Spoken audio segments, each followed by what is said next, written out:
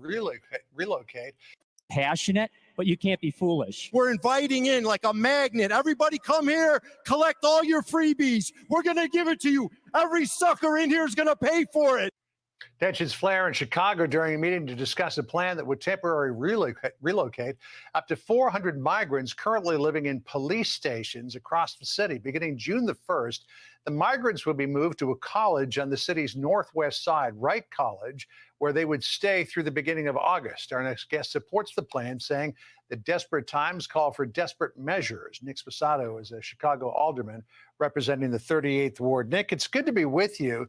You know, moving migrants into schools was met with fierce opposition on Chicago's South Shore. We also saw the protests in Brooklyn. Now there are folks in the Wright College area who seem like they're not happy with it either. We saw those folks talking in that community meeting. And listen to this exchange between the deputy police chief and some of the folks in the crowd.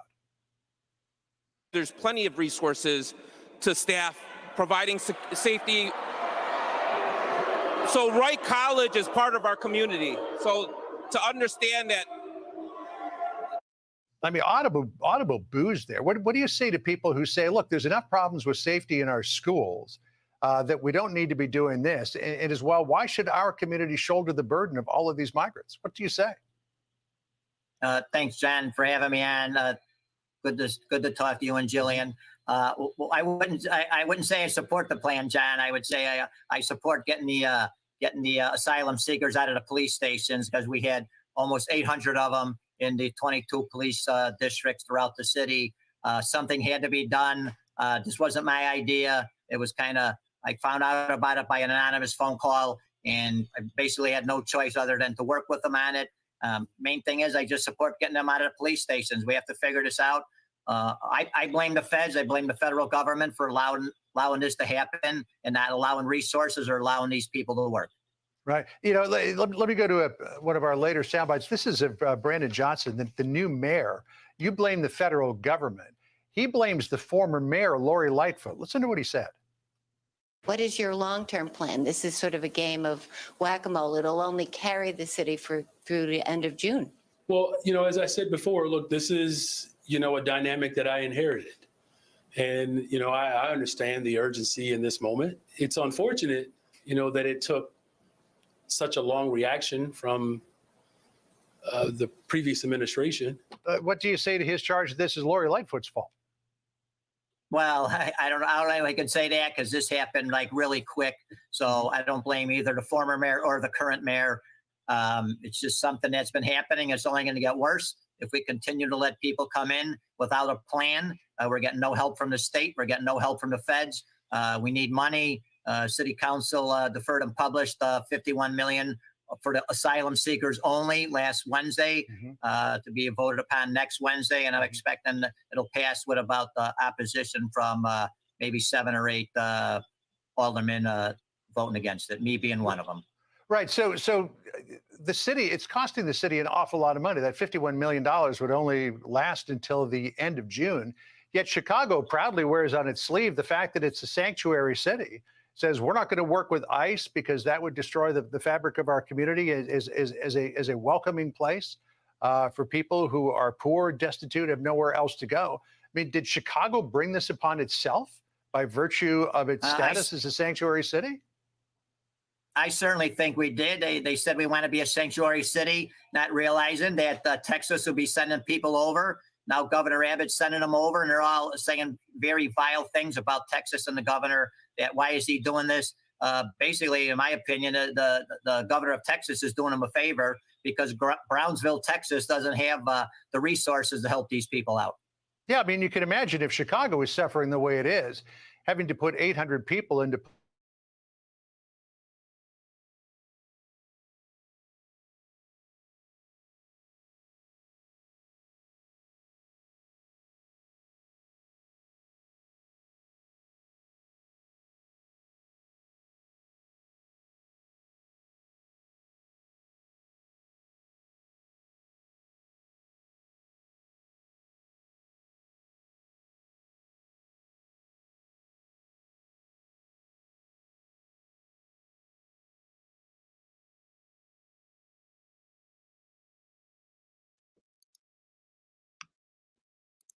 without a specific vaccine. So it's certainly inconsistent with what they're allowing for the migrant children. I would expect that they would be coming here legally and be bound to the same guidelines and principles and laws that all of our own children as tax-paying citizens are. So that's just another thing to throw into the pot of arguments here, that this is costing the city a lot of money. It's putting a burden on communities, and migrants are being treated differently than people who live in the city. Yeah, absolutely. That's the truth. I mean, people were basically on temporary suspension from work during the pandemic if they wouldn't get the vaccine. And now we're saying there's a different set of rules. You want to go into the schools, we're going to put you into schools with no vaccinations. I'm not sure what the vetting process was as far as health reasons and criminal backgrounds. I mean, I truly believe that, 95 to 99% of these people are here to make a better life for their family. But there is that 1 to 5% that, we don't know enough about them, and we don't know what their intentions could be. And I understand people's fear is basically, John, is fear of the unknown. Yeah, and there's no question that people have that fear, particularly given how quickly a lot of these people have been released in the community and were they fully vetted. Nick Sposato, Chicago Alderman for the 38th Ward. Good to talk to you. I hope that you and your family have a good Memorial Day. Thank you, John. Thanks for having me.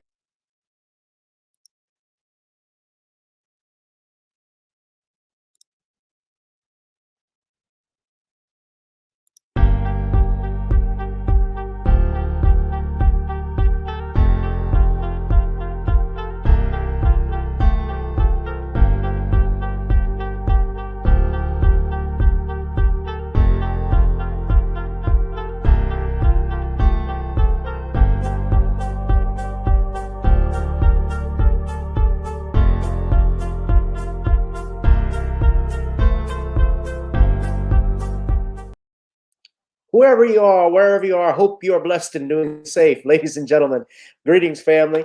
Of course, I'm tuning in. You see me without the glasses off today. But if you're looking for some opportunities, particular advertisement opportunities, then look no further at the link at the bottom to my email address. You can hit me up for advertisement opportunities. We are supporting and promoting your businesses here on this channel.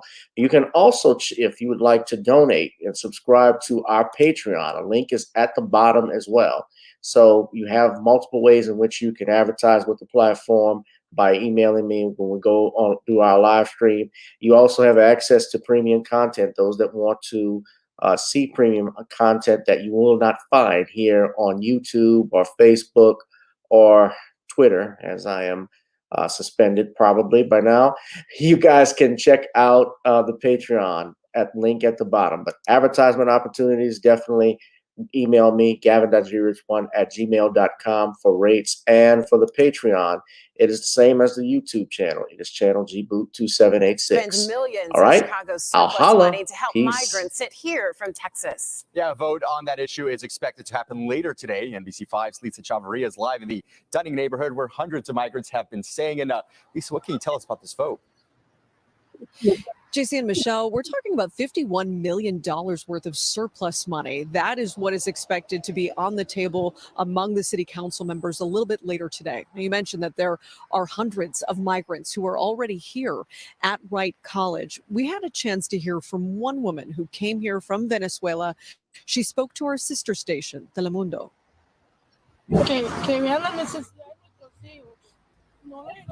She says, we just want the support. We want you to see the needs of our children, not our needs, because we are here to work and keep moving forward, but we need to wait. There are about 300 migrants staying at Wright College on Narragansett and Montrose. Many of them are women and children who were staying at Chicago police stations. Alderwoman Rosana Rodriguez says the city council will vote today on whether they should allocate that surplus money to help the migrants. Alderman Nicholas Sposato, who represents the ward where the college is located, says he plans to vote against it. The feds need to step up here and allow these people to work and give them work permits, and that'll solve a lot of our problems. While the surplus money issue could be decided today, city leaders say they're already working with other community partners to try to find a long-term solution. As for those who are staying here at Wright College, just as we've been standing out here, we've been seeing more people start to wake up and kind of walk around the area this morning. The alderman is now telling us that they're planning on staying here until at least August 1st. Reporting live in the Dunning neighborhood, Lisa Chavarria, NBC5 News.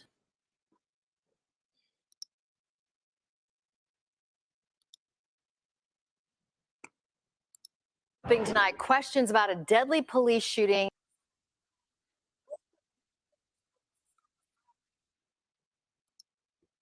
All right, whoever you are, wherever you are, hope you are blessed and doing safe. Welcome, welcome, welcome to an exciting edition of Random Talk Thursdays, the hottest live stream here on YouTube in the cosmos and of the black media, new black media, ladies and gentlemen.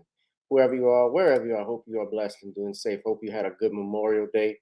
We, of course, are joined by our friend Shawn James, author of The Woman Crisis, as well as The Man Crisis. He's written over 80 books. You can support him by going to his channel on Amazon. And what we're talking about tonight, of course, we just mentioned the City Council approved a $51 million investment for illegal immigrants. And we're going to go over what is a sanctuary city? What exactly does that mean? Does that mean that the immigration laws are not being enforced? I'm going to talk a little bit about that from my knowledge, but also mainly how this impacts Black America. And we're going to discuss that also, some other topics I have in mind, ladies and gentlemen. I need you all, if you can, order some Creole seasoning blends.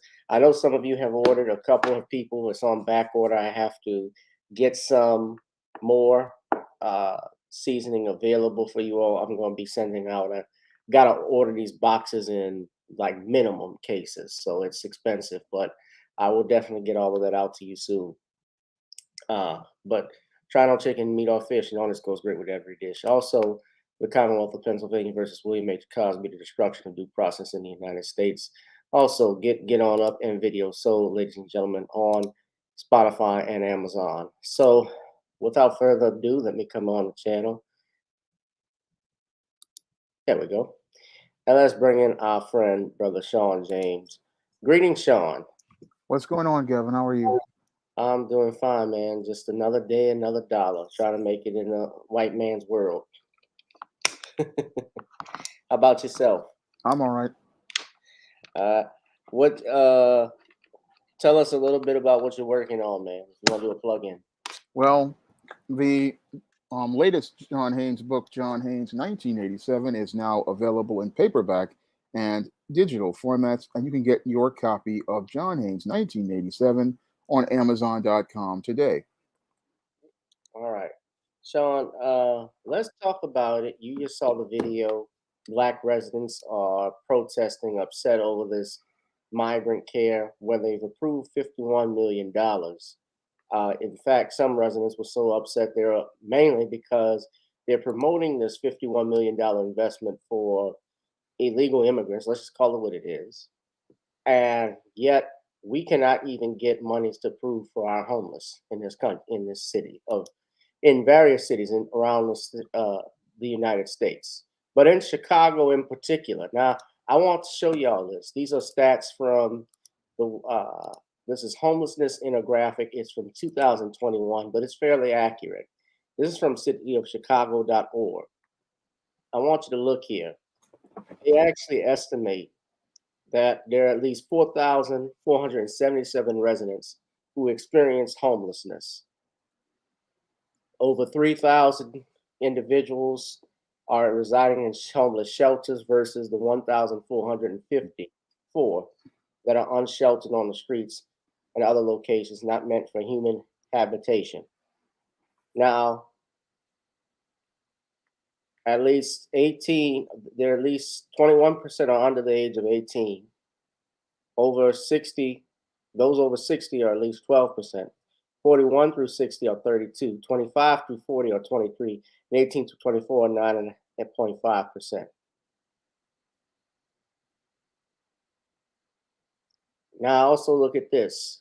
72.9% of the homeless population in Chicago is black. I believe that number has gone up. I've heard it's 75%, but it's close enough. All right. Now, y'all pay attention to this.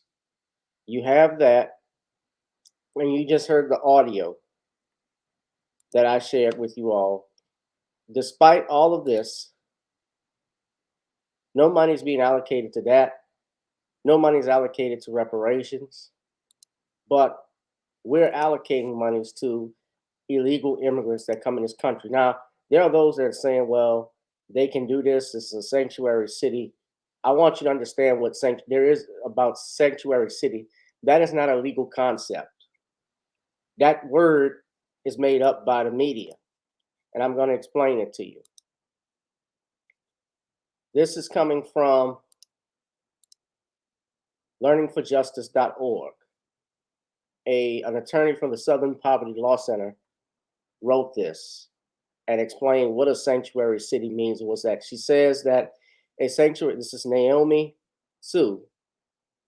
She says a sanctuary city is a place that has decided to keep local resources to solve local problems. Some people think sanctuary means the city is harboring fugitives. That's a misunderstanding of the term. A better term than sanctuary might be local control or safe city. A sanctuary city has limited the extent to which it will volunteer resources in support of federal immigration enforcement agents' responsibility to enforce federal immigration law. These limits can take many forms: saying no to federal requests, known as detainers, to conduct joint patrols, refusing to jail an individual who has posted bond and a judge has said can be released, or refusing to gather more information such as immigration status than is needed to determine if an individual is eligible to receive services.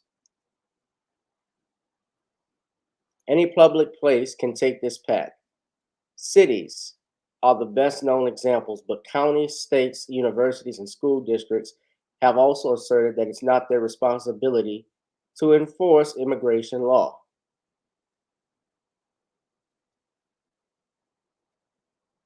That's the actual definition. So there's no legal concept of a sanctuary city. Now, I was doing some more research. Different cities, like your Chicago, your New York, I believe all of California. I want y'all to look at this map that I'm about to put up.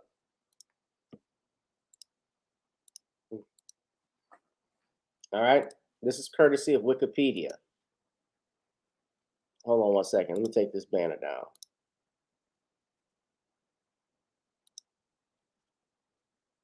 Now, my understanding is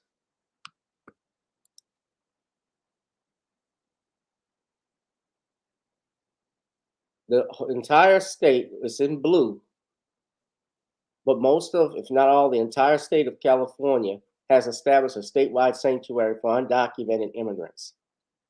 The areas that you see in green are a county or a county equivalent, either contains a municipality that is a sanctuary for undocumented immigrants or is one itself.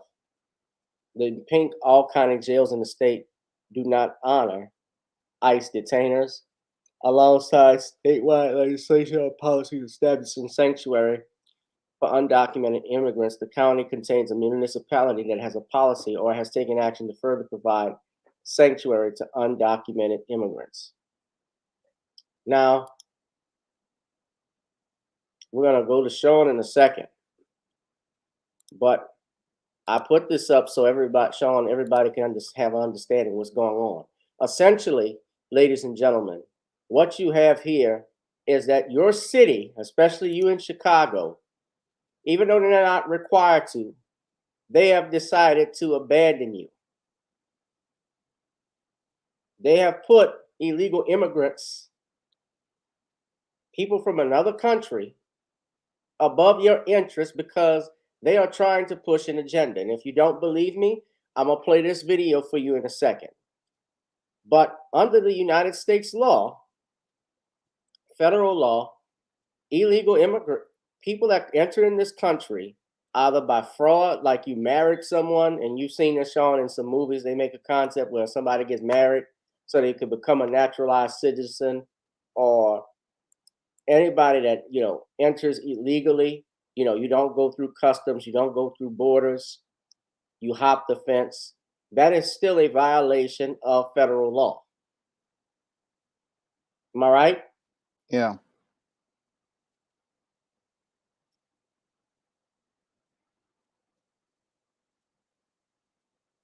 So it's still illegal. The question is, are these laws being enforced? Now, they used to call them illegal, they say illegal immigration now, but at one point they used to call them aliens. Now they don't like to use that term. I think that's even been eliminated from the United States Code because we think of aliens, of course, from outer space, but that term also applied to a foreign national.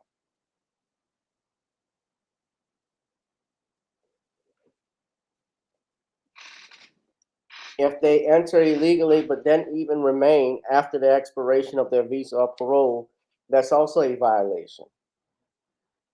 Now, the illegal immigration population of the United States peaked by 2007 when it was 12.2 million and 4% of the population. And entering 2016, it's now, they say that the number of unauthorized immigrants are at 10.7 million, representing 3.3%. I don't even think that's true, just by what I've seen.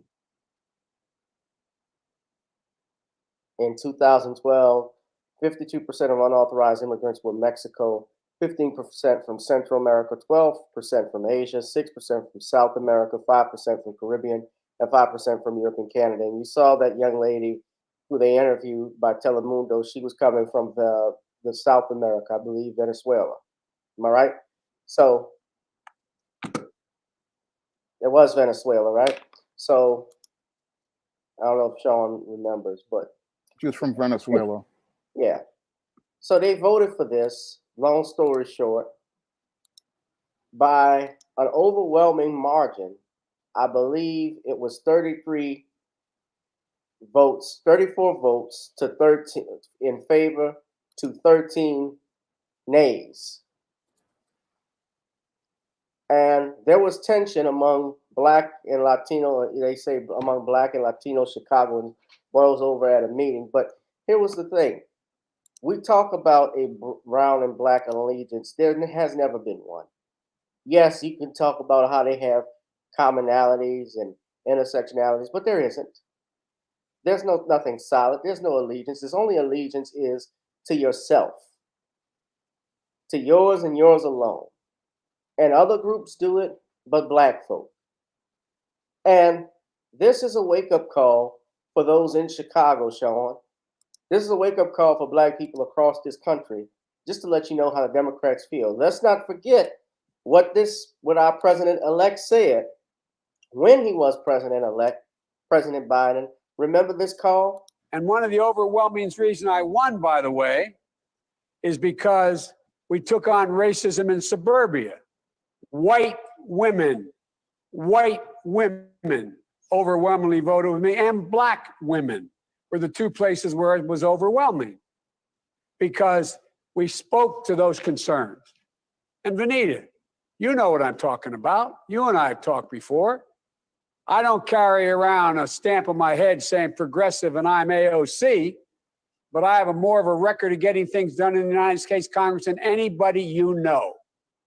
Anybody you know of getting things accomplished. And that sounds so self-serving. I know that. But this is going to really be hard. Well, it is. This is going to really, really, really be hard. And let me conclude and turn it over to Kamala, who says, what the hell am I doing with this guy right now? But all kidding aside, I've known you my whole life, most of you. I've worked with you my whole life, most of you. I've been around doing this for a long, long time. I don't always get it right, but I always take responsibility. When I get it wrong, I acknowledge I got it wrong. But my overarching objective, if we cannot make significant progress on racial equity, this country is doomed. It is doomed, not just because of African Americans, but because by 2040, this country is going to be minority white European. You hear me? Minority white European. And you guys are going to have to start working more with Hispanics, who make up a larger portion of the population than y'all do. In terms of raw numbers, we're going to have to be working with a whole group of people that, in fact, are the single most diverse democracy in American history and anywhere in the world. And we got to figure out how to unify this country. Now, you listen to that call. He talked to those people, and these are, I mean, all of these people roughly over 50 years old on this call. And he talked to them like they were 14-year-olds, like they were teenagers. The Al Sharpton is on there. I don't know who had Al Sharpton there. Who invited him to speak for me? Cedric Richmond, Mark Morial. Mark didn't do shit when he was mayor of New Orleans. And that's the truth. Most of these people on this call, if we were, you know, they don't hang out. I'm gonna stand on it. How many of them hang out and talk to the grassroots on the streets? I don't doubt none of them have been. Except when it's carnival, when it's party time, yeah, they'll come out there when it's time for you to come out and they want you to get out and vote in blocks. They'll throw something. But other than that, they don't do shit.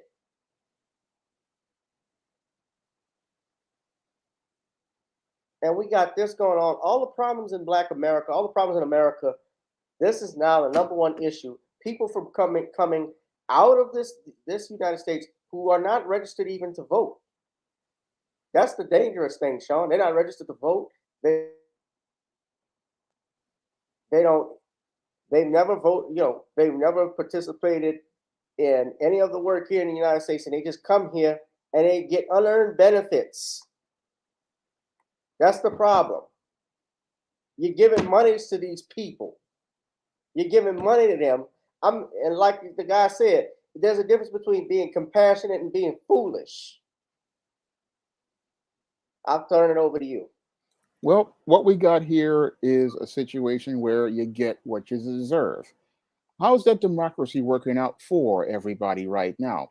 Because that's what the Blue Party went out here and did, told us we needed to preserve democracy, and what they're doing is giving the nation away to those who aren't even citizens. And sadly, you've got Black people sitting there thinking, oh, they did the right thing by voting blue no matter who, and blue has just screwed you.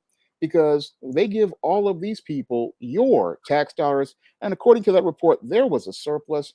They're giving them your money, and it's a real slap in the face for you for voting blue in 2022. So everybody basically, as I see it, is getting what they deserve because people tried to tell them that they needed to go out here and push back against a government running amok that's looking to go out here and disrespect its own citizens because Biden's border policy is completely backwards.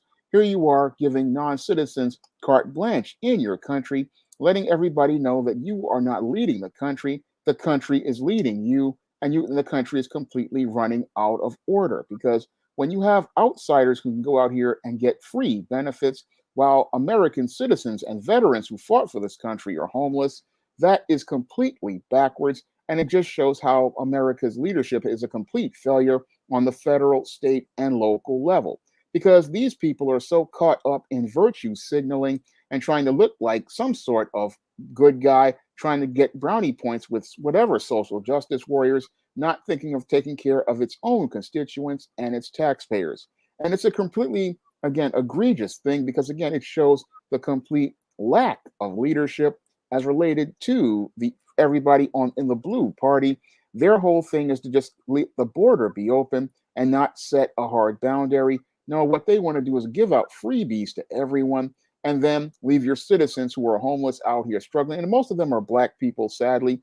And sadly, those Black people are suffering because Black people would rather vote blue no matter who, instead of going out here and demanding tangibles for their votes. Because had we demanded tangibles and demanded candidates follow up their promise and followed up on our agenda, we wouldn't see us being pushed to the back while people who aren't even citizens are pushed to the front. And they're sitting there talking about they want their better life. Well, Black people deserve a better quality of life because, one, we came here first. Two, we have suffered as related to slavery and Jim Crow and current and ongoing discrimination. And we deserve to get tangibles to improve our quality of life. And we shouldn't have to wait in line behind somebody who entered this country illegally and in some cases won't even go out here and follow the laws of this country. And this whole situation, I see it is already bad right now with them spending tax dollars on people. And that's the biggest slap in the face again to all of those taxpayers. Here is your tax money being spent on people who didn't even follow the laws of this country and just want to come here and look to get freebies. Because I guarantee you, if you took away all of this welfare right now, all those people would be headed back to their country to go fight for the country they say is so bad. But Americans, again, we've got a bunch of weak beta male leaders at running things. And the beta males think that if they give stuff to people and they'll be nice to them. But the whole thing with the whole nice guy paradigm that they don't understand is that the more you give people, the more entitled they are, like here in New York City, where people feel entitled to the point where they don't want any of the food provided for them, don't want any of the clothes, and feel owed a so-called better life. And again, this entitlement is a problem because you've got homeless Americans who could definitely use these services, but can't get any of these services because we throw up bureaucratic walls that keep people from being able to access those services without having to jump through hoops. Meanwhile, somebody who's not a citizen, isn't following the laws of this country, and is basically a trespasser is given a red carpet. And that's the most egregious thing about this whole situation. In Chicago, you've got 51 million from a surplus taken from taxpayers that could have helped people like the homeless, and you give it to some people who never even came here and won't appreciate a single thing, and will then, even in some cases, go to Black neighborhoods and treat Black people like second-class citizens in their own country once they get their jobs and their businesses. Meanwhile, Black people have to struggle at the bottom. And again, that's the biggest insult to us as a people. And I believe it's time that we, the people, started standing up because and demanding that people follow the Constitution, because this whole concept of sanctuary city is one that is just one big virtue signal. And it's one that most people have to start standing up and saying, well, we don't care what you think, that we are trying to shame us as bad guys. You're the bad guys by coming here and violating our border, violating our laws. And we're going to set a hard line and let you know that you're not going to come here like this. No, if you want to be a part of this country, you have to follow the rules and go out here and get your paperwork done legally. Yeah, get it done legally. But I mean, that's not going to happen. And we just came from a pandemic too. Have these people even been COVID vaccinated or given? But they told us if we didn't have the vaccine, we would be fired. Yeah, we'd be fired. That's why I say we have to vote these people out of office. I mean, the biggest mistake America made in 2022 was not punishing these people, this blue party. This blue party continues to abuse people. And the big problem with America is we won't punish them by voting them out of office. 7 Black alder people to vote against the funding, echoing the complaints of dozens of Black Chicagoans who packed the meeting to oppose the plan because of decades of disinvestment on the South and West sides. Let's take a listen. I'm reminded when the flight attendant says on the plane, in an emergency, make sure you put your mask on first before you help someone else. And so we have to put our mask on first, and we have to help the residents of this great city. Heather, who else voted against this funding and why?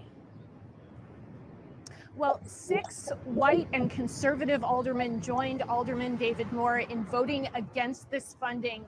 Some of them said that it just didn't make any sense to spend $51 million that will only cover the city through the end of June, with more migrants arriving every day. They want a long-term comprehensive plan. And Mayor Brandon Johnson said today after the city council meeting, he is still working on it. So that's another thing. This is another thing. Wait. So You mean to tell me this $51 million is only temporary? Yeah, it's only for a couple And months. it's only temporary. It's only for a few months, and they have more migrants coming in. So which means, guess what? He's gonna ask for more money. It's not gonna stop with that, because when the 51 million runs out, they're gonna ask for another 50 million. Y'all think about that, especially y'all voted for this man. You reap what you sow. That's the title of the program tonight. Sharing some of Alderman Moore's concerns, Alderwoman Maria Hadden reached the opposite conclusion. A conflict is being created at a weak point in our city. And it's frustrating because this weak point wouldn't exist if our city hadn't spent decades not serving Black residents. And also, I do care about the new arrivals. And I do care about what happens to them. And we can't have people sleeping on the floors of police stations. Heather, it was an emotional day at City Hall. What role did the crowd play? Oh, she was just trying. She's trying to pander. Let's talk about what's going on to the decades of what's been going on, how Chicago has ignored Black people. Why should we then vote for you? Miss Hadden, Alderwoman Hadden, since you brought that up. What's the purpose of supporting y'all for the next election? Nothing. I hope nobody supports him. Chicago done made some stupid. I know I got friends up in Chicago, but let's be real. Chicago has made some of the most boneheaded decisions when it comes to politics. And I'll give you a big example. Even not this Brad Johnson and not even Mayor Beetlejuice before that. Before her, before Lori Lightfoot, you had Rahm Emanuel as mayor. And when he covered up, along with the attorney general, as well as the police chief at that time, what happened to Laquan McDonald? They reelected him. Now, granted, he withheld, my understanding of the version of events, they withheld the releasing of that video before he got reelected, but it still came out and it leaked, news of it leaked. Why? And all of the schools that closed under him, and he brought in new prisons. He closed about 41 schools, I believe, up in Chicago. That should have been enough. Why would y'all reelect that man? What's the purpose of it? Why?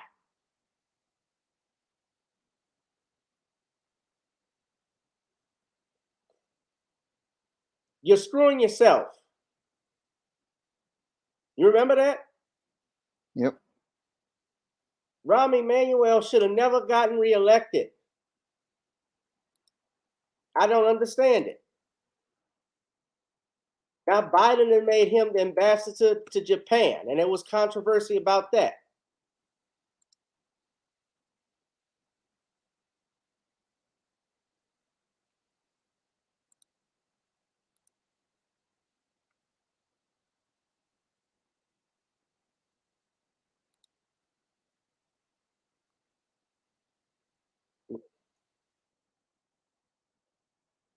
Look, y'all should have never, look at this. Hold on.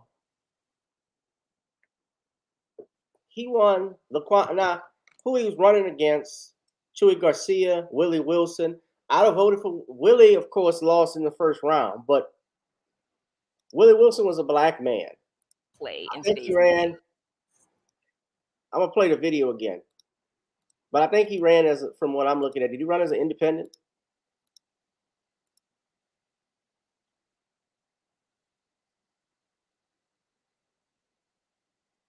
Yeah, I would have never voted for this dude. I would have never voted for Rahm Emanuel again. He won by, look at this, 45% of the vote.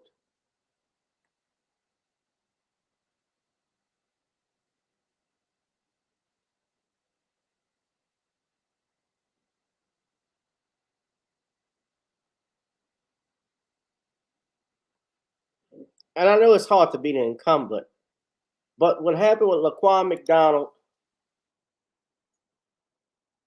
That should have been enough for y'all back in 2014. The police footage was released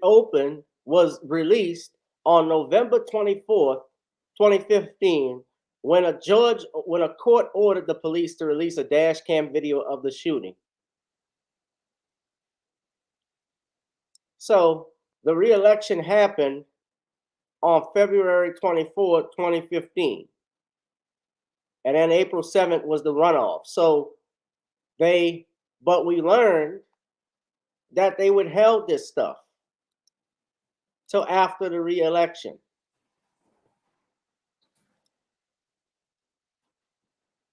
You all should have you should have had him recalled.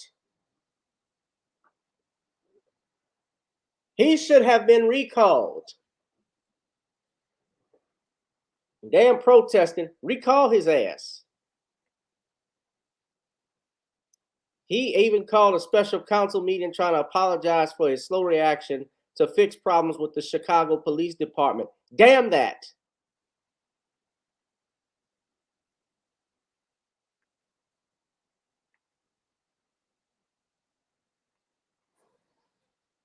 They hid this stuff.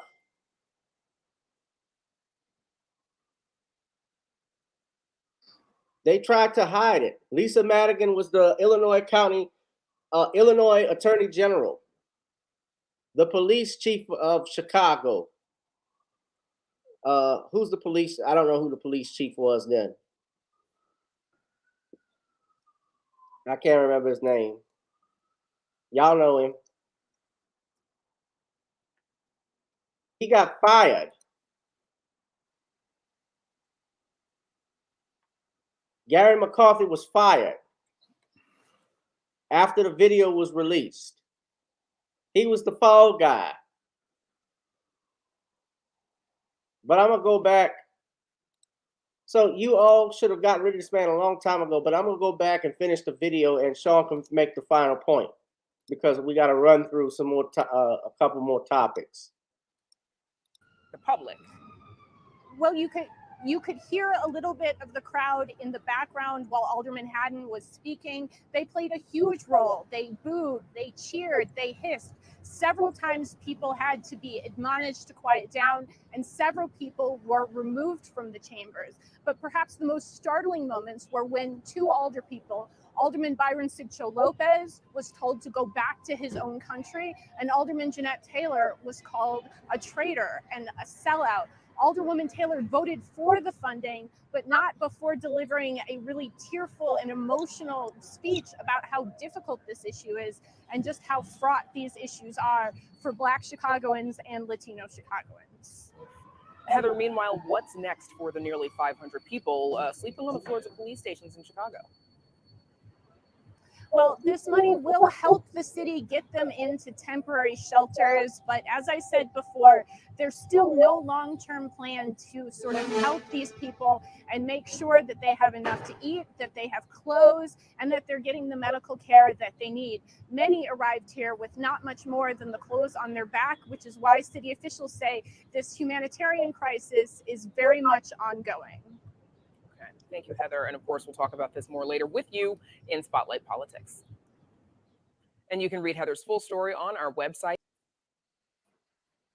Vote her ass out too, Taylor. She got to go.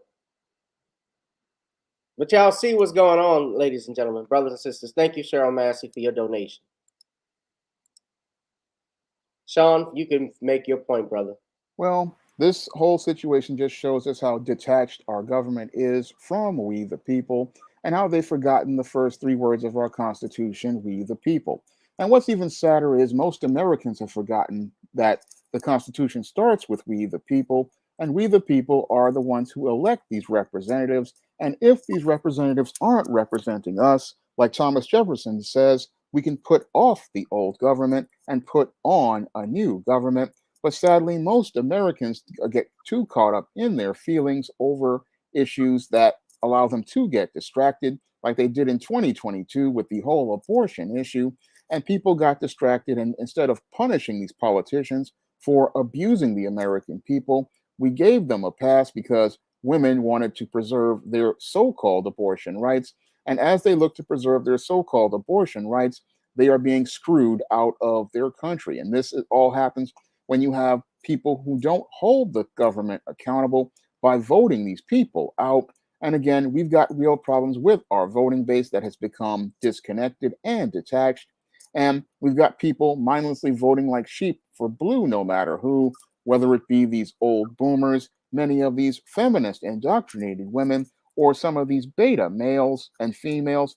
They just sit there and vote for people who do not serve the people and just sit there and accept voting for these candidates without taking an active involvement in their government, because the government is a reflection of the people. And if the people take the governments for granted, then they're not going to get a government that's held accountable. And that's why we've got migrants coming into this country, and the migrants basically running roughshod over people, anarchy and chaos in the streets. It's all due to we the people not going out here and demanding that leadership reflect a standard. And that's why everything is a mess at this point. Oh, yeah, it is indeed a mess. I got something on my YouTube channel. I asked you all on channel GBT786, ladies and gentlemen. The poll is in. I'm asking you, are the Dems done in 2024? I got 3 votes. 67% of you said yes, too much pandering and madness. Nobody said no. I think they are doing fine. I'm sorry, I misspelled that. And the third option, I just want to finish my muffin. 33% of you voted for that. So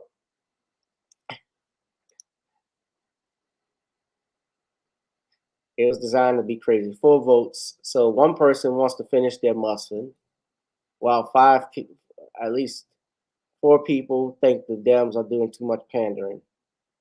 All right. Hit that like, share, and subscribe button, ladies and gentlemen.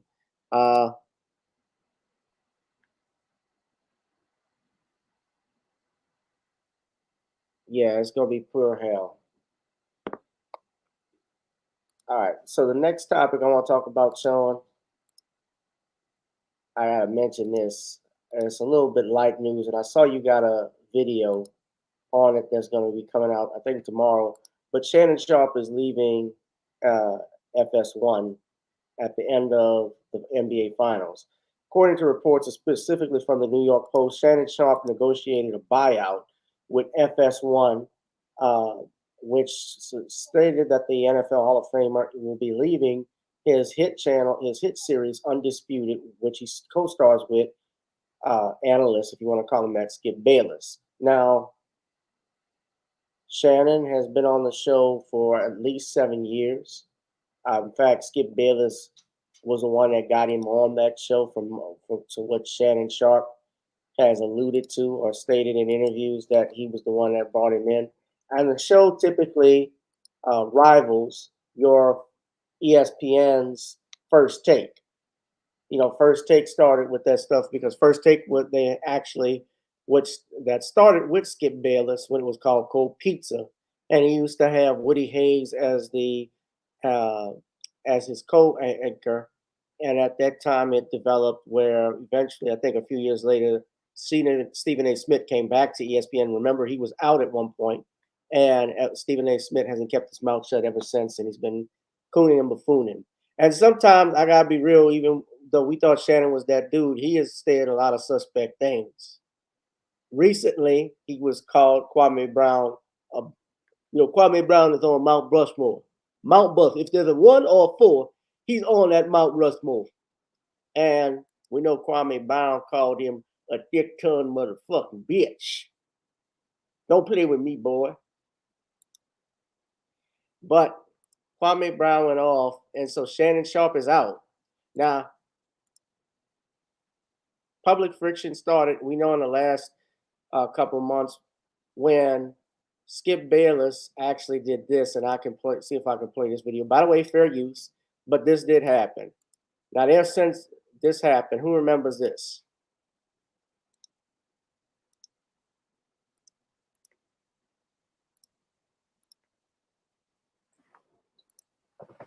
I never said you were jealous of Baker Mayfield.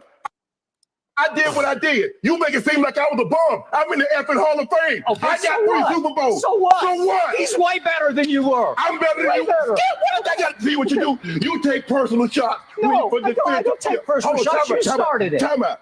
You would take a personal shot at me. I didn't take a personal shot at you. Wait a minute. What are you talking about? You would take a personal. Put your glasses back on. Can I finish? It's slave. A personal shot at me to say this man is better than me because I say he's playing bad this year. Well, because you just Go ahead. you disrespect him. It's just so. So you would just, you know what? It's beneath your you would dignity. disrespect me to support him. No, well, I'll support him over anybody because he's the greatest player who ever played your game, and it's by far. Have at it. Okay, Take off, I'm bro. going to have at it because I'm going to have at you. So he let Skip Bayless talk to him like that. And, you know, Shannon put his glasses down. When a man puts his glasses down, that means he's ready to get physical. Shannon Sharpe didn't do that, though. But you had this tape when they feuded over the Damar Hamlin incident. Brother Damar Hamlin, the football player for the Buffalo Bills, who had cardiac arrest on the football field in a crucial game with playoff intentions. Playoff inclinations, because at that time it was about the standings on at that time, whether who would get the number 1 seed or 2 seed in the AFC playoffs. And Skip Bayless put out a tweet, and he stood by it. Shannon Sharpe disagreed, and in fact, Shannon Sharpe didn't even show up at work the next day. But Shannon gave this statement to everybody. When we know. Good to see you, Shannon. I understand that's something you want to share this morning. Good morning. Yes. Morning. There's been a lot of speculation of why I wasn't on air yesterday, and I won't get into speculation or conjecture, innuendo, but I will say this. In watching that game on Monday night, what happened to Damar Hamlin struck me a little different.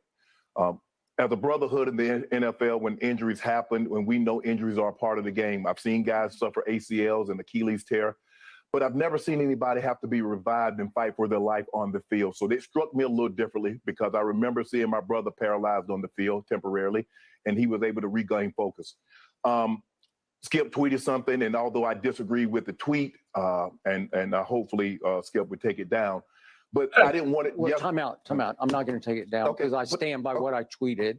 Skip, let me finish. All right. Okay. Go ahead. No, you go. Go ahead. Let's go, Jen.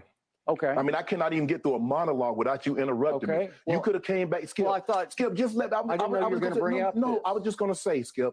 I didn't want to yesterday to get into a situation where Damar Hamlin was the issue. We should have been talking about him and not get into your tweet. That's what I was going to do. But you can't even let me finish my opening monologue without you interrupting. Okay. I was under the impression you weren't going to bring this up because nobody here had a problem with that tweet. No.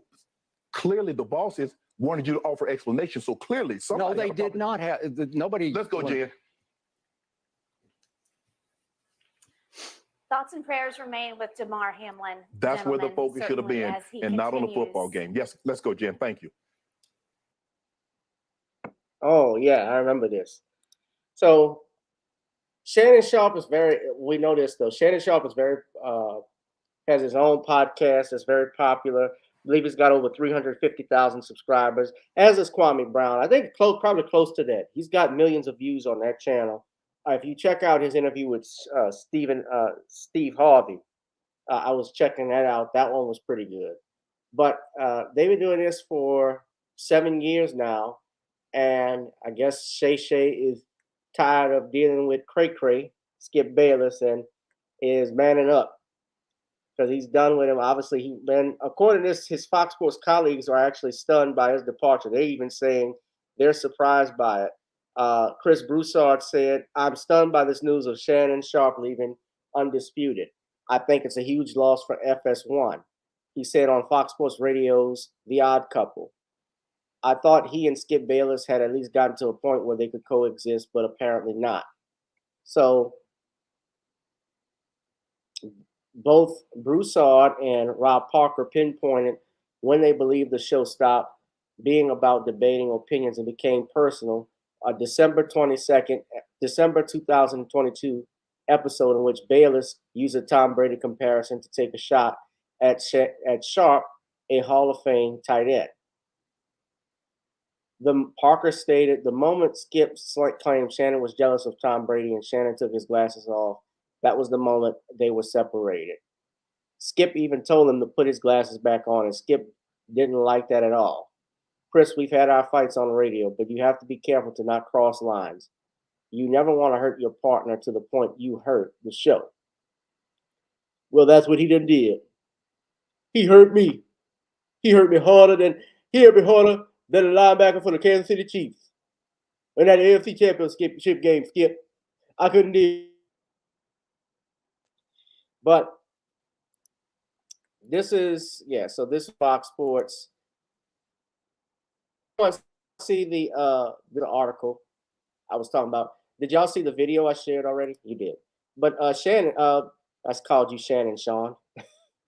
Well, my Shannon Sharpe, no, you're not my Shannon Sharpe, but my man, Shawn James, you got a video coming out about this. What do you think of Shannon Sharpe leaving Fox Sports? Well, I kind of called this a couple of months ago, and this is just another case of a bootlick getting kicked out of his job. And like Professor Black Truth has always said, bootlick is a job without a retirement plan, and Shannon Sharpe is learning that being a black bootlick only ensures that sooner or later they're going to show you the door. And the reason why Shannon Sharpe has been shown the door is because he had the audacity to disagree with a white man.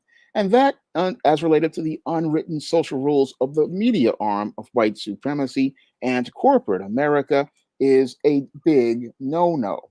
If the black man's job on these shows is to nod their head and agree with the white co-host and rubber stamp everything that he says. And Shannon Sharpe basically violated that rule by going out here and getting emotional, taking off his glasses, and getting assertive.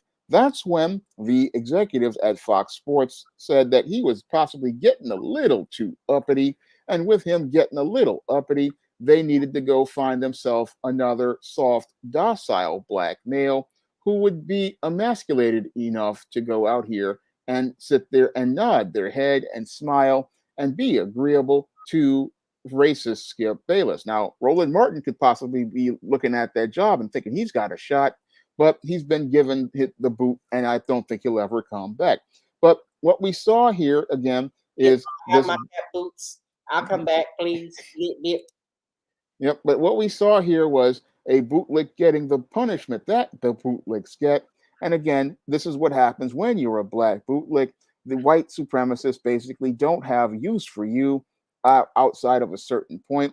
And Shannon Sharpe basically wore out his welcome by going out here and having the audacity to have his own opinion and thinking he could go out here and stand up to a white man and go out here and brazenly be out here standing up to white men on television. Well, Shannon Sharpe, let me say, I could tell you who's going to fill that role already. It's not going to be Rowley. It's going to be this guy, that Emmanuel Ocho guy. Yeah. He's a prime. That if there ever was a bootlick, that's him. Because I saw him when Van Lathan tore him up, and if you remember that. But he's always made excuses for white supremacy. He's made excuses for racist white folks. What you were gonna say, Shawn? Well, I wasn't really saying. I was just thinking. But what's going to happen here is what happens is they go get these docile, submissive bootlicks, and that's what they're going to get and fill in that spot. And he'll just be nodding his head and agreeing and smiling. Or if they'll get him, or they'll get some foreign-born black, anybody who will just be docile and submissive.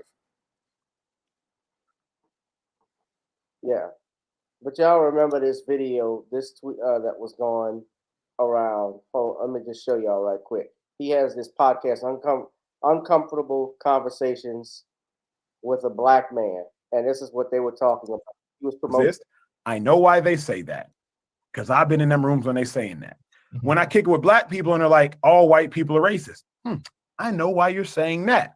All the while, I have the privilege and luxury of not having generational trauma because my parents were born in Nigeria. So man, my method is removing some of the sting because I don't have that sting, and trying to deliver a message in a manner that people can receive it. Okay. Let me tell you why what you just said offends me. Okay. All right. You saying that you don't have generational trauma, and you didn't mean it this way, but the reason, and it's, I have to name it, you saying that you don't have any generational trauma in some way meaning, or that in some way meaning that your delivery method to white people is going to be either more effective or more sanitized is, to me, dangerous. And let me tell you why. Everybody that you just named and what you're talking about does what they do in different ways. I don't think that any of the things that they do are necessarily harmful.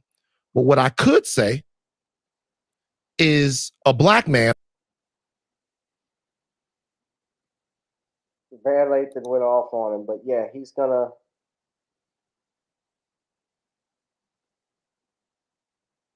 Yeah, he's definitely gonna be the next host. We can guarantee that.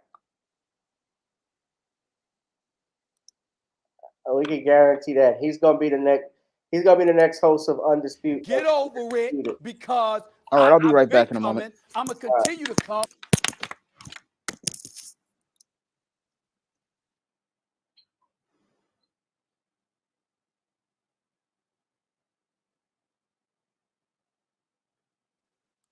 We couldn't have Olympic athletes smoking marijuana because somebody was going to get high and throw a javelin and stab somebody in the heart.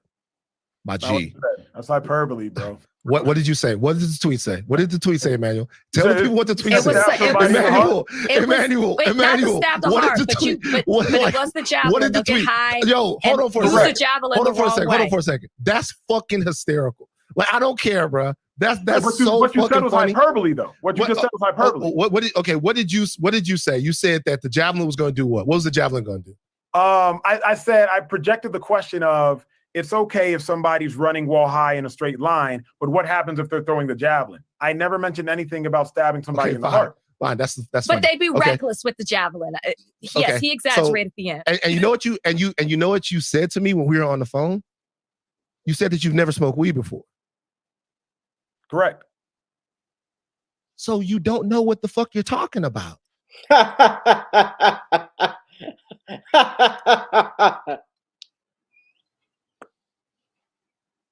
That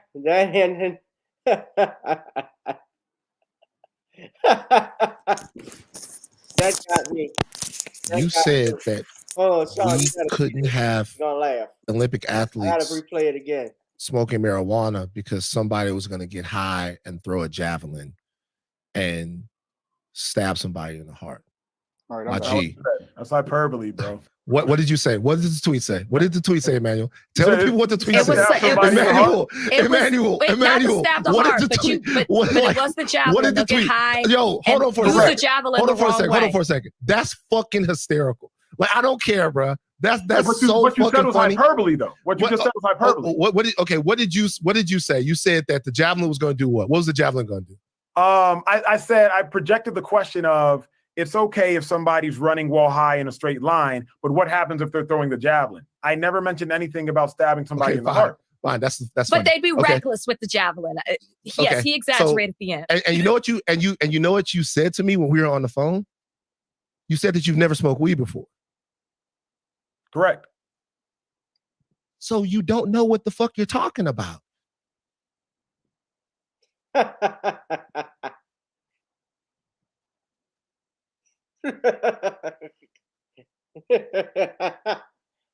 That was, I don't smoke drugs myself, but that was perfect. That's a perfect way to end a tweet of a clip.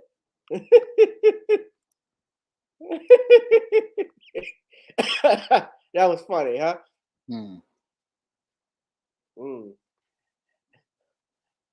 Danielle said I should be the next host. Well, I think I would like to be the next host. I'm gonna talk with a list. And I'm gonna have to come at Skip Bayless when he comes. He says something sensitive about me. I'm gonna have to reach over that table. I'm gonna reach over that table and slap the shit out of Skip, because you don't do that to me as a man.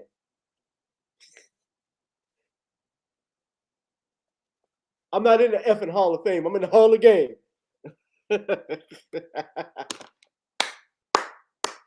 I don't know. I could do it, but yes, Emmanuel Oko is definitely going to be the next host of Undisputed. That's what I think. But who cares? You know, shows like that and First Take where you got Skip Bayless, Stephen A. Smith talking bad about black folk. Kwame Brown was even talking about Shannon Sharpe and these shows. And you know, one thing I noticed, and I played the video earlier, but you saw how Shannon was getting ready to fight the Memphis Grizzlies over LeBron James. You saw that? As a fan, if you're going to be a journalist, an analyst, there also has to be a level of journalistic integrity where my fandom of someone shouldn't come out in my, as my job as an analyst, where I take personal shots at other people like he did with Kwame Brown and others because he didn't praise LeBron James. And then you get into an altercation even though it didn't get physical, but almost did, could have been, with the Memphis Grizzlies. I think that was something also that was a factor, Shawn, because Fox Sports looked at this. Wait a minute, you represent us. So you know what? We're just gonna go ahead and let's buy. They're not getting a loan. Let's just buy them out. We had a good 7 years. We'll find somebody else. But everybody knows. Here's the thing: that show does not work without Shannon Sharpe. Number one, I'll give credit where credit is due. 2, Skip Bayless sucks. In fact, Fox Sports, someone wrote this on Fox's problem. Nobody wants to work with Skip Bayless.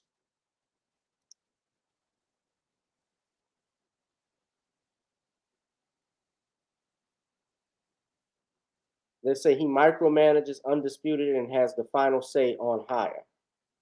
Now, they negotiated this buyout. They don't state exactly the terms of it, but I'm sure it was a nice payday for Shannon Sharpe. Now, Shannon Sharpe has not even commented, but he's liked a series of tweets over it. So I'm confirming that it's true. I believe it's true.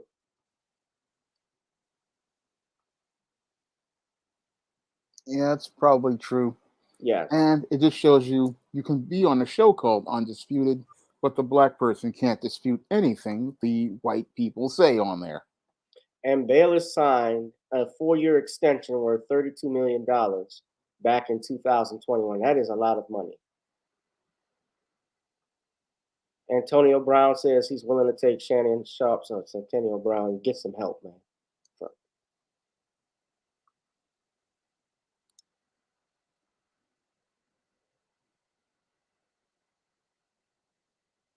Matt Barnes has said he intervened twice to stop an NBA player and coach from assaulting Bayless. And Bayless's reputation has never been lower within the athletic community after the DeMar Hamlin tweet.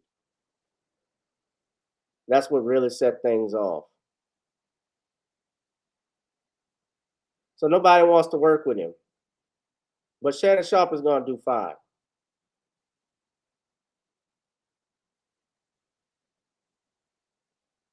I don't know about Shannon going to ESPN. I think Shannon's going to do well with his podcast. I think he's going to focus on that first. Club Shay will not be disrespected. So hit that like, share, and subscribe button, ladies and gentlemen.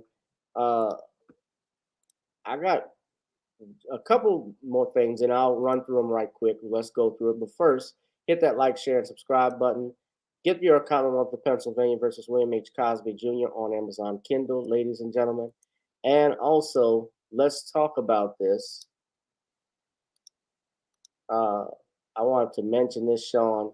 So this actually happened out in South Carolina. You did a video about this, where a store owner has been charged with killing a teenager in South Carolina. He was charged with murder this week after he shot a teen he wrongly thought stole water, and he has shot at suspected shoplifters 2 other times in the past 8 years. Rick Chow, back in 2018, confronted a shoplifter at his Express Mart Shell station in Columbia, and a man attacked him. Chow fired 2 shots, and the man was wounded in the leg, investigators said. The man pleaded guilty to the charges in this case. This was in Richland. This was what, according to Richland County deputies. In 2015, he fired several shots at a vehicle after he tried to stop someone he suspected of shoplifting, and the suspect got into the vehicle and threatened to shoot Chow. Deputies said no one was hurt. In both cases, authorities said Child's actions were not criminal. Self-defense law in South Carolina requires the shooter doesn't instigate the incident, believes he is in imminent danger, and has no way to avoid the danger. But deputies decided that was not the case on Sunday when Child and his son chased a 14-year-old from his store and killed him with one shot to the back. Child is charged with murder. Prosecutors said once the investigation is finished and police present their findings, they will consider additional charges against Child or his son. Child thought the boy, who was identified as Cyrus Carmack Belton, had shoplifted 4 bottles of water. Belton is black, and he put the bottles back in the cooler. However, there was an argument, and Belton ran off the store property and was still running away when he was killed, according to Sheriff Leon Lott. A gun was found near the teen's body, and Child's son told his father that Carmack Belton was armed after the youth fell as he ran, Lott said. But the sheriff said there was no evidence that the boy ever pointed the weapon at Child or his son. The sheriff's department didn't release additional information about the other 2 shooting incidents. Child is 58. He's awaiting a bond hearing at the Richland County Jail. His lawyer has said he is not talking about the case at the time. If convicted, Child faces 30 years to life in prison for murder if he's convicted. Child owned the gun legally, but witnesses and surveillance video provided no evidence that he was in fear of his life. You don't shoot somebody in the back that is not a threat to you. What we know, though, today, ladies and gentlemen, is that Carmack Belton's family, he's actually just completed 8th grade, was headed to high school. Sadly, he will not get a chance to go to high school. Sadly, he will not grow up and even go to finish college, have a wife, have children of his own, because a coward snuffed his life over water bottles. Now, yes, Mr. Child, as I always say, all people are presumed innocent until proven guilty. Yes, I believe in that. I don't know all of the facts and details, but what we do know, according even to the sheriff, was that was not shoplifting. That's the first thing. Second thing is that he's 14 years old. Third thing is, as far as the weapon is concerned, how do we even know the weapon belonged to him or if it wasn't planted? We don't know. But what we do know is that from the surveillance videos and the information that they have provided, from a preliminary investigative standpoint, is that Child's life, Mr. Child was never threatened at any point, which is the most important thing that matters. And I'm going to go ahead and we're going to talk about this shooting in a minute. And I want Shawn to give his take. I know you've given the video, did a video on it, Shawn, but this is the surveillance video courtesy of CBS News. We're going to take a look at it right now. South Carolina, following the shooting death of a 14-year-old boy who was falsely accused of shoplifting. The gas station owner, who has a history of confrontations with customers, has been charged with murder. CBS's Nicole Skanga reports the community is fed up with yet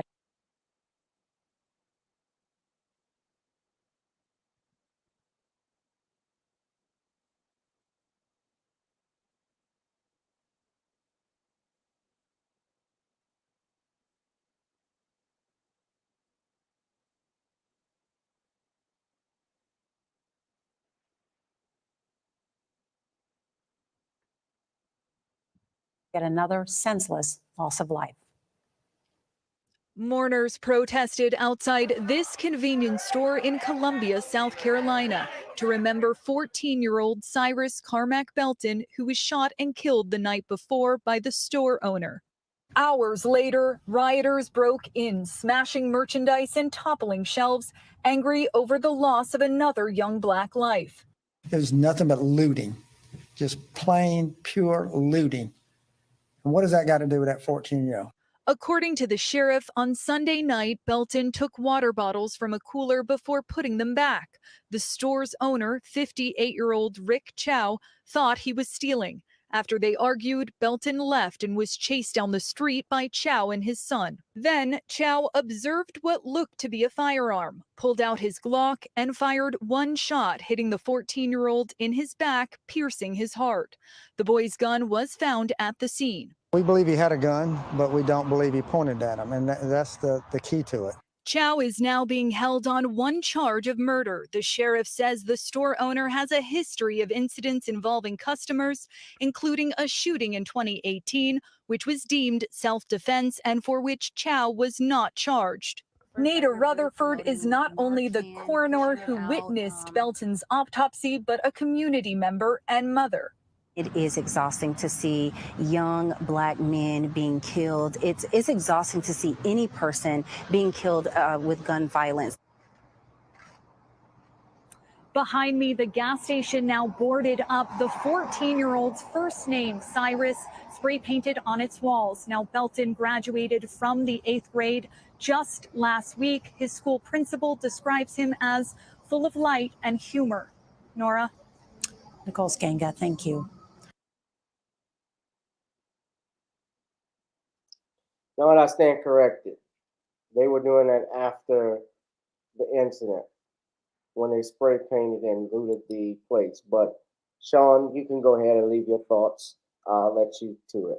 Well, this whole case just shows us what happens when you don't set legal precedent to set a boundary as related to this type of terrorism. Because what happened here wasn't just a crime, it was an act of terrorism done by a racist.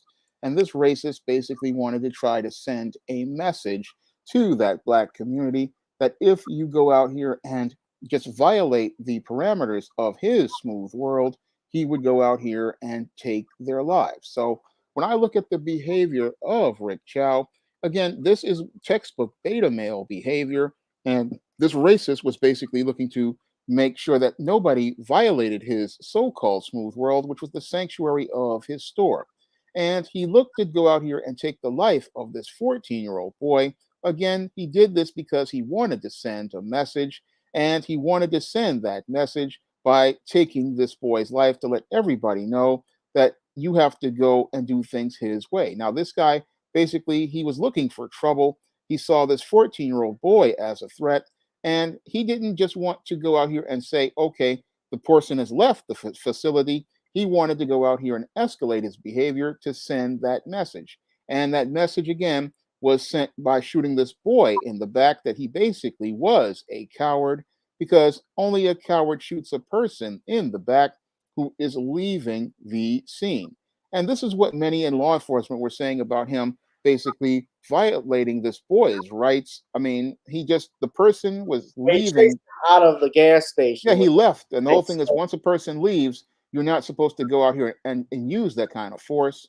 And you're not supposed to go out here and use force on somebody who's leaving. If they're leaving and they're not pulling any sort of weapon, you're not supposed to pull out a weapon. So I see malice of forethought. Was in imminent danger, and it seems like and sounds like he initiated it. Yeah, he initiated the incident. He escalated the incident. So it's a clear case of malice of forethought and intent to kill.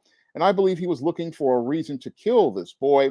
And I believe he was looking for the reason to kill this boy from the minute he walked in the store.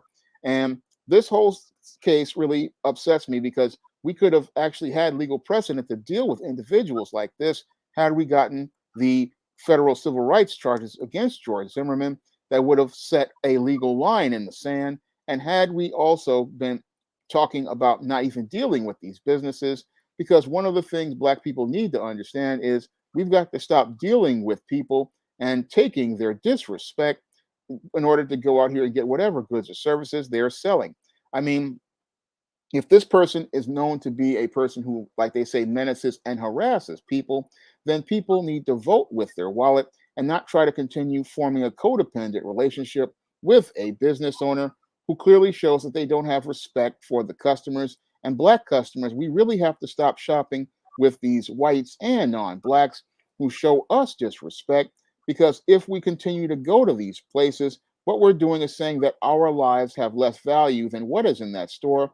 And what's really sad here is that this young man wound up losing his life all over some water that just that, I mean, water is everywhere. And I think about that. It's like water is everywhere. And this man killed a child over some water. And it just shows me how sick these type of racists are. I mean, this racist just, you killed a child over water. And again, if he is convicted, I would say he gets what he deserves when they get him in that penitentiary. Yeah, rest in peace to this young brother. I'm really saddened to hear about this. This should have never happened, man. But black people, please, especially black fathers. Here's another thing: we can't leave our kids, especially when they're going out to go to a store by themselves. I mean, you can't protect them all the time. But I always say this, you know, when I was going out, when I was most of the time when I was out with my friends and stuff, we didn't go in places alone. We all went together.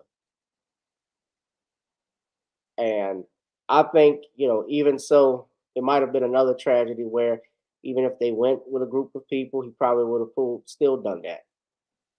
It probably would have made it worse. But I mean, I don't know. But yeah, he was looking for a reason. To me, in my opinion, I feel he was looking for a reason to shoot.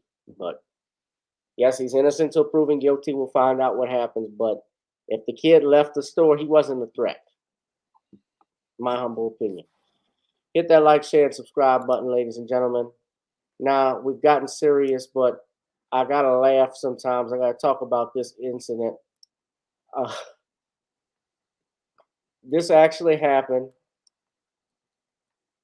A husband loses his mind over his wife lost a pageant. I'm not making this up. This happened, I think, in India 3 days ago. It says that Nancy, okay, so wait a minute. Damn, this is not what I expected. A shocked, oh, I had to, see, I got to look at this again. It says,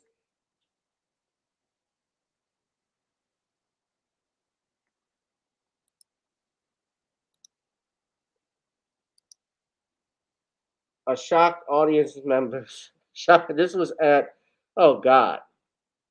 Guys, I'm sorry, I got to do a better process of screening it, but it says at the LGBTQIAP+ beauty pageant in Brazil, a man ran up on stage after his wife received second place honors. This is true. I'll let the video do the talking.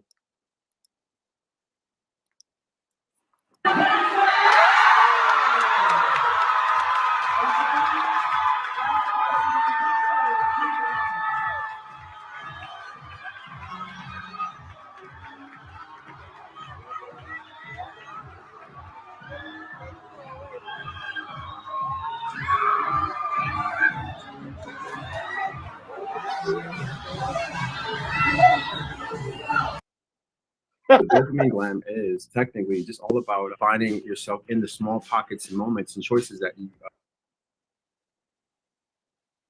So this is a, okay, so this was a pride contest.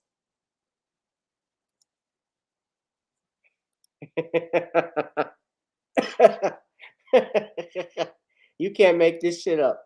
Shawn, y'all saw that? Yeah, I saw it.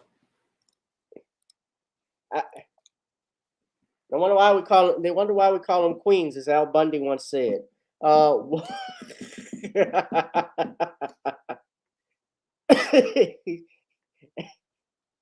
He got mad that his 6'2" wife didn't win the beauty contest. What did you think, Shawn? Well, that's what happens. Again, with these beta males, they can't handle losing, so they throw a tantrum. I mean, just because you think she's hot or whatever it is hot, that don't mean that the judges think she's hot. And this reaction just shows how pathetic this individual is, because only a simp is going to put his woman out there like that if it's a woman. and think that he's going to go out here and have her win a contest as related to the alphabet community. Yeah. Oh man, it's you can't make this. You can't make this crap up, huh? Nope. All right. So, well, tell us, Shawn. What do you have planned for Friday? Well, I'm still working on it. I've got a couple of topics I'm thinking about doing, but I still in the air. I'm trying to figure out what I want to do, because I've been so busy working on these 2024 books. I mean, that's been my main focus. But I'm still trying to figure out what type of show I want to talk about. It might be down to the wire. It might be down to the last 30 minutes. But I've still got to think about what I'm going to want to discuss. All right. Well, you keep that in mind. I'm sure it's going to be a great topic, whatever you discuss. It'll be a great show and broadcast. All right, fam. Well, I'm going to wrap this up, ladies and gentlemen. We thank y'all for tuning in. I want you to please smash up the likes, hit that notification bell, smash up your likes, smash up the likes, hit that share and subscribe button. Also, I need you to join our Patreon, advertise with our channel, and order you some Creole seasoning. Try it on chicken, meat, or fish. Nolly's goes great with every dish. Shawn, you got anything more you want to add? No, I'm looking for my first sale for the month of June, and if you guys could help me out, you could pick up a book on Amazon.com and help me get my first paperback and ebook sale for the month of June. And I really want to try to do better than last month, which was really slow. So I'm asking everybody to go over to Amazon.com and pick up some of the positive Black fiction on the SJS Direct imprint, like the latest book, John Hayes, 1987. I'm asking everybody to pick up some of the great books on Amazon.com and help me get really good sales for the month of June. Yeah. All right, y'all do that. By the way, I will be in LA June 11th through the 15th. For all my LA fam out there, I will put tickets in the description. I'm going to be doing 2 shows at a comedy festival, and it's free for y'all to come on out. I just ask y'all to show love and support. It's going to be a great night, man. Moving up there, Shawn. So, oh, cool. Yeah, we just need to make some money from this. All right. So you can support Shawn by also giving to his Cash App. Thank you to Danielle and Cheryl for your contributions. Excuse me, I am tired. Sorry about that. And of course, I'm just gonna say thank y'all. We're gonna get out of here. Thank you, Shawn. Thank you. And we will see y'all in the next one. I probably will have a brief show Sunday. It won't be too long. I gotta think of a topic, but it'll be a brief one. All right, Shawn. All right. Have a good night. This has been another exciting episode of Random Topic Thursdays here on Channel GB 2786. Wherever you are, I hope you're blessed and do it safe. Be one, be blessed, and be safe. And be black. I'll holla. Peace, family.